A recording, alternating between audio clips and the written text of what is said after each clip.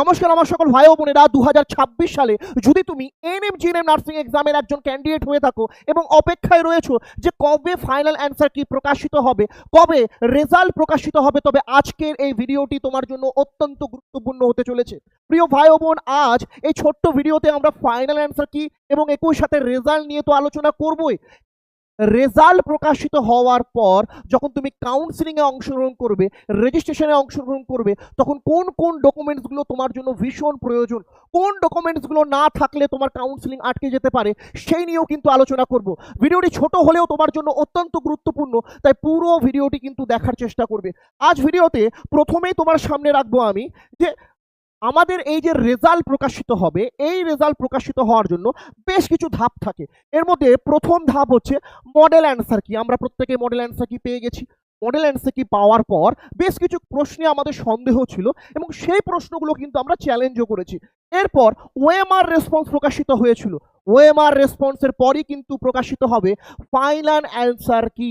প্রিয় ভাই ও বোন আমার, ফাইনাল অ্যান্সার কি তুমি কিন্তু 7 থেকে 10 দিনের মধ্যেই পেতে চলেছো। এটাই কিন্তু এখন মুখ্য বিষয়। কিভাবে? তোমার মনে প্রশ্ন আসতে পারে যে আপনি কিভাবে বলতে পারছেন যে ফাইনাল অ্যান্সার কি 7 থেকে 10 দিনের মধ্যে আমরা পেয়ে যাব? ভাই ও বোনেরা আমার, পশ্চিমবঙ্গে এএনএম জিএনএম নার্সিং এক্সাম সংগঠিত হওয়ার আগে কিন্তু সংগঠিত হয় জেনপাস নার্সিং এক্সাম, এবং প্রতি বছর জেনপাস নার্সিং এক্সামের রেজাল্ট প্রকাশিত হওয়ার পরই কিন্তু আমরা এএনএম জিএনএম এর রেজাল্ট প্রকাশিত হতে দেখি। এবছরও জেনপাসের রেজাল্ট কিন্তু আমরা পেয়ে গেছি। এই মুহূর্তে জেনপাসের রেজাল্ট এবং র্যাঙ্ক কার্ড আমাদের হাতের মুঠোয় চলে এসছে। পড়ে থাকলো জিএনএম এএনএম 2026-এর এক্সাম, এবং খুব বেশি দেরি হলেও 7 থেকে 10 দিনের মধ্যেই কিন্তু তুমি ফাইনাল অ্যান্সার কি পেয়ে যাবে এবং একই সাথে তোমার রেজাল্টও কিন্তু চলে আসবে। ফাইনাল অ্যান্সার কি প্রকাশিত হওয়ার সেই দিনের মধ্যেই আমরা র্যাঙ্ক কার্ড বা রেজাল্ট পেয়ে যাই। খুব বেশি হলে একদিন কিন্তু দেরি হতে পারে ফাইনাল অ্যান্সার কি প্রকাশিত হওয়ার একদিন পর। ফাইনাল অ্যান্সার কি প্রকাশিত হওয়ার সাথে সাথেও পেয়ে যেতে পারি বা একদিন পরও পেতে পারি। তো যাই হোক, 7 থেকে 10 দিনের মধ্যে যখন রেজাল্ট আমাদের হাতের মুঠে আসছে, তবে কাউন্সিলিংয়ে অংশগ্রহণ করতে চাইলে কাউন্সিলিং সম্বন্ধেও কিন্তু বিস্তারে আমাদের মধ্যে জ্ঞান থাকা দরকার। ভাই ও বোন, এবছর যদি তুমি জিএনএম নার্সিং এক্সামের কাউন্সিলিংয়ে বসতে চাও, তবে তোমাকে মাথায় রাখতে হবে কাউন্সিলিং কিন্তু রেজাল্টের পরপরই সংগঠিত হয়। এবছর তাহলে কবে দাদা? তো বললেন যে 7 থেকে 10 দিনের মধ্যে রেজাল্ট পেয়ে যাবো, তাহলে রেজাল্টের কদিন পর কাউন্সিলিং সংগঠিত হতে পারে? ভাই ও বোনেরা আমার, একবার প্রিভিয়াস ইয়ারগুলো দিক দিয়ে আমরা বুঝিনি যে কাউন্সিলিং কতদিন পর সংগঠিত হতে পারে। 2024 সাল যদি আমরা দেখি, 2024 সালে এএনএম জিএনএম নার্সিং এক্সামের কাউন্সিলিং সংগঠিত হয়েছিল 28 তারিখ 10 মাস 2024-এ। ঠিক আছে, এটা হচ্ছে ঠিকঠাক সময়, কিন্তু এবছর জয়েন্ট এন্ট্রান্স এক্সামিনেশন বোর্ড কাজ করছে। যাই হোক, 2025 সালের যদি কাউন্সিলিং দেখি, 2025 সালে এই এএনএম জিএনএম নার্সিং এক্সামের কাউন্সিলিং সংগঠিত হয়েছিল 15/11/2025-এ। ঠিক আছে, 2025-এ। ঠিক, এবার 15/11 দাদা, আগের বার তো 1 মাস আগে, তারপরের বার 1 মাস পর কেন? কারণ 2025 সালে ওবিসির একটা জট এসেছিল। যদি তুমি 2025-এও জিএনএম নার্সিং এক্সামে বসে থাকো, তবে তুমি জানো 2025-এ কিন্তু এক্সাম যথেষ্ট দেরিতে হয়েছে। এবার যদি 2026-এর কথা বলি, এই বছরের কথা বলি, 2026 সালে কিন্তু সম্ভাবনা রয়েছে এই কাউন্সিলিং টোটাল প্রসেস কিন্তু আগস্ট মাসের মধ্যেই সংগঠিত হয়ে যাবে। তাই নিজেকে কিন্তু প্রস্তুত রাখতে হবে এবং কাউন্সিলিংয়ের জন্য যে ডকুমেন্টসগুলোর প্রয়োজন, সেই ডকুমেন্টসগুলোও কিন্তু তোমাকে তৈরি করে রাখতে হবে, কারণ দেরি হয়ে গেলে পরবর্তীতে তুমি সমস্যায় পড়বে।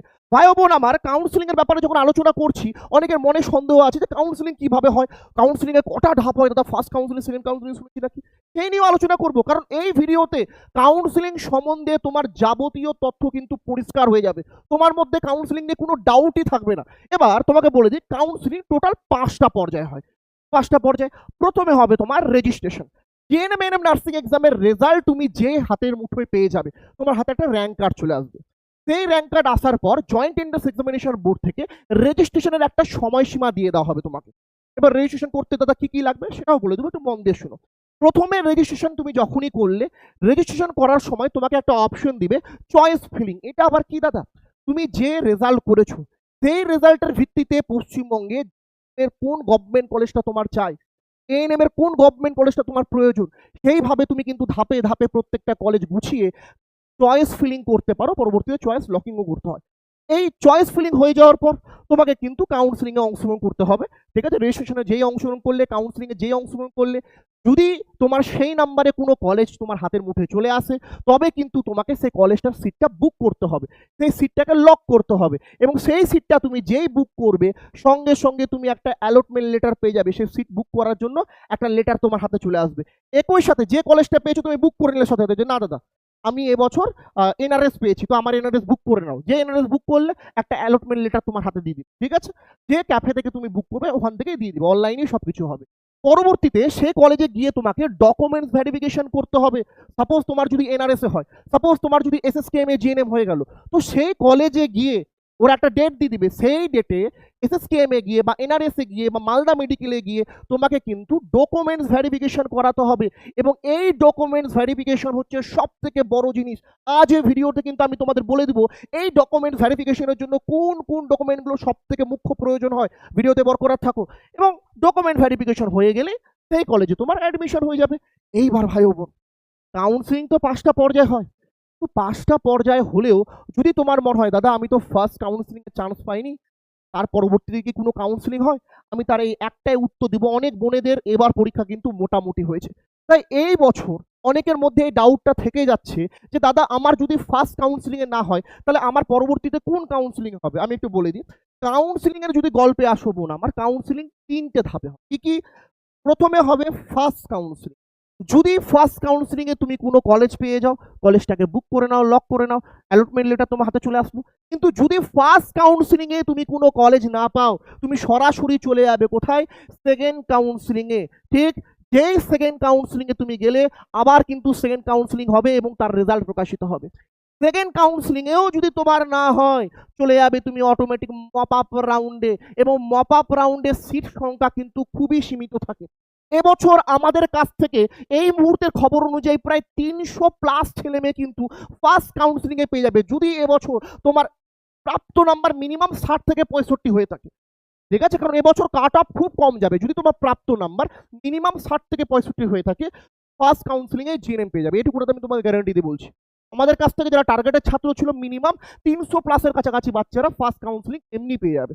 তো তোমাকেও প্রসেস করতে হবে, এই ধাপগুলো অনুযায়ী চলতে হবে। ফার্স্ট কাউন্সিলিং না পেলে সেকেন্ড কাউন্সিলিং, সেকেন্ড কাউন্সিলিং না পেলে মপ আপ রাউন্ড। আমি বলে রাখি মপ আপ রাউন্ডের পরও কিন্তু একটা পর্যায়ে আসে যেটাকে আমরা স্পট কাউন্সিলিং বলি। স্পট কাউন্সিলিং এর সিট সংখ্যা খুবই কম থাকে, ওই কয়েকটা সিট, 10টা 12টা 15টা এরকম সিট বাকি থাকে।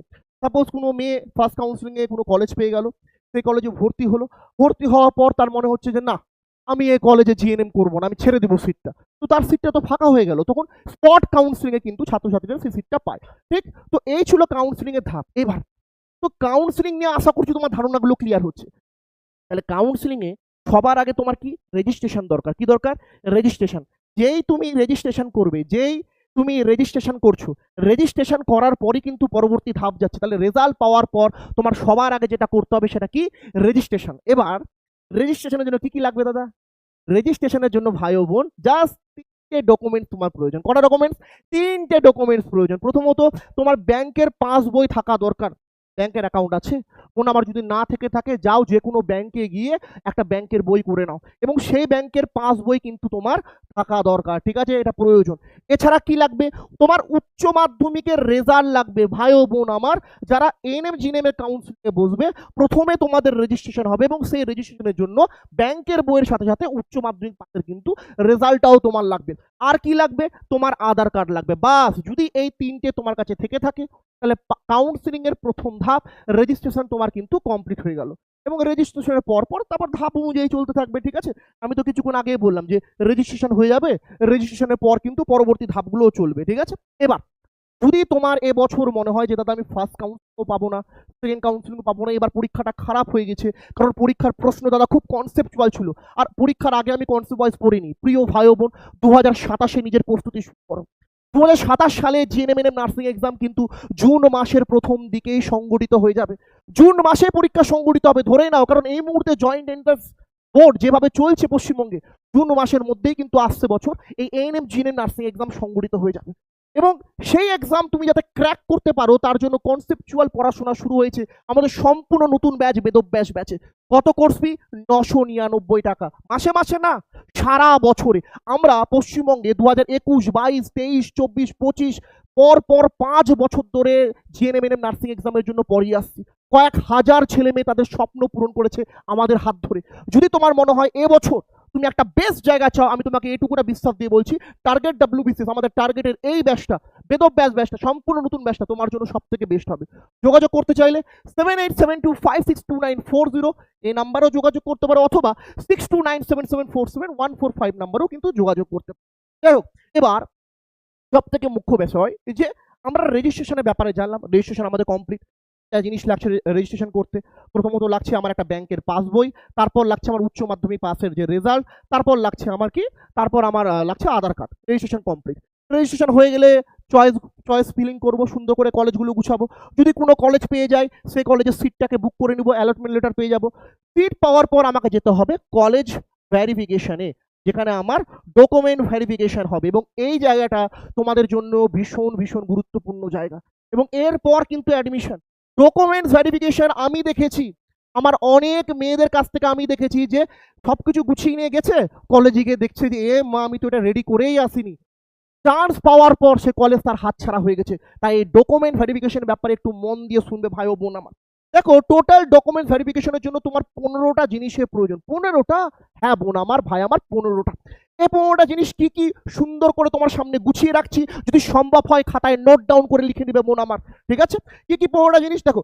কলেজ ভেরিফিকেশনের জন্য কোন কোন ডকুমেন্টগুলোর প্রয়োজন সেগুলো বলে দিচ্ছি।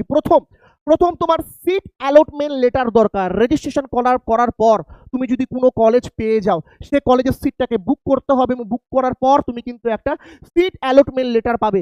সেই লেটারটা নিয়েই কিন্তু তোমাকে কলেজে যেতে হবে, যে কলেজে চান্স পেয়েছো, ঠিক আছে? এরপর অ্যাডমিট কার্ড নিয়ে যেতে হবে। জিএনএম নার্সিং এক্সামে যখন তুমি বসেছিলে, অ্যাডমিট কার্ড তো পেয়েছিলে, যেখানে তোমার লেখা ছিল যে এই জায়গাটায় পড়েছে তোমার সিট। সেই অ্যাডমিট কার্ডও তোমাকে কিন্তু বহন করে নিয়ে যেতে হবে, আশা করছি আছে বোন আমার। নেক্সট কি, র্যাঙ্ক কার্ড নিয়ে যেতে হবে। রেজাল্ট পাওয়ার পর তোমাকে কিন্তু একটা র্যাঙ্ক কার্ড দিবে, যেখানে তোমার জিএমআর র্যাঙ্ক লেখা থাকবে, তুমি পরীক্ষায় কত নাম্বার পেয়েছো সেই স্কোরটা লেখা থাকবে। সেই র্যাঙ্ক কার্ডও কিন্তু তোমাকে বহন করে নিয়ে যেতে হবে, যেখানে তুমি চান্স পেয়েছো, ঠিক? এছাড়া কি লাগবে? এছাড়া পেমেন্ট রিসিপ্ট লাগবে। তুমি যে পেমেন্ট করেছিলে, সিটটা বুক করেছো, তার রিসিপ্টটা নিবে। এবং ফোন নাম্বার কিন্তু একটাই রাখবে ভাই ও বোন আমার। তুমি যখন কোনো কলেজে চান্স পেয়ে যাবে, সেই কলেজের ডকুমেন্টস ভেরিফিকেশনের জন্য যাবে, সেখানে কিন্তু তোমার ফোন নাম্বার এবং ইমেল চাবে। তো একটাই ফোন নাম্বার, যেটা তোমার পার্সোনাল ফোন নাম্বার, নিজের ফোন নাম্বার, যে নাম্বারটা তুমি কোনোদিনও চেঞ্জ করবে না, দয়া করে সেই নাম্বারটাই সেখানে দিবে। কারণ একাধিক তথ্য কিন্তু এই ফোন নাম্বার এসে থাকে। কলেজে ভর্তি হওয়ার সময় যে ফোন নাম্বারটা তুমি বহন করবে, সেটা যাতে নির্ধারিত তোমার কাছে থেকে যায়, ঠিক আছে? এবং ফোন নাম্বারের পর আর কি লাগবে? ফোন নাম্বারের পর কিন্তু তোমার সিট অ্যালোকেশন আইডিও লাগবে তোমার। এই যখন তুমি সিট অ্যালটমেন্ট লেটার পাবে, সেখানে কিন্তু এই অ্যালোকেশন আইডি নাম্বারও কিন্তু দেওয়া থাকবে, সেটা একবার কালেক্ট করে নেবে। আর কি কি লাগবে চলো দেখি, পরপর 5টা হয়ে গেল, আর কি কি লাগবে? Yes or no upgrade. প্রথমত আমি এই জায়গাটা তোমাদের বলে দিই, যদি কোনো ছাত্র বা ছাত্রী কলেজ পাওয়ার পর মনে হয় আমি এই কলেজে চান্স পাবো না, আমি এই কলেজে যুক্ত হব না, সেখানে কিন্তু এই ব্যাপারটা আছে যে ইয়েস অর নো আপগ্রেড, ঠিক আছে? এটা কিন্তু করতে হয়, খুব গুরুত্বপূর্ণ জিনিস। এই জিনিসটার ব্যাপারে কিন্তু তোমাকে জেনে রাখা দরকার। যদি তোমার সে কলেজ পাওয়া হয়ে যায়, তারপর তোমার যদি পছন্দ না হয়, সেক্ষেত্রে কিন্তু ইয়েস বা নো আপগ্রেডেশন তোমাকে করতে হচ্ছে। আর কি কি লাগবে? এই জিনিসটা কিন্তু মোস্ট ইম্পর্টেন্ট জিনিস, মাথায় রাখার চেষ্টা করবে। ক্লাস 10 এবং ক্লাস 12 দুটো ক্লাসেরই তোমাকে অ্যাডমিট কার্ড ভেরিফিকেশনের জন্য নিয়ে যেতে হবে, এবং একই সঙ্গে রেজিস্ট্রেশন কার্ডও কিন্তু নিয়ে যেতে হবে ভাই ও বোন আমার। মাধ্যমিক ও উচ্চ মাধ্যমিকের অ্যাডমিট কার্ড ও রেজিস্ট্রেশন কার্ড সেখানে কিন্তু নিয়ে যাবে। আর কি কি লাগছে?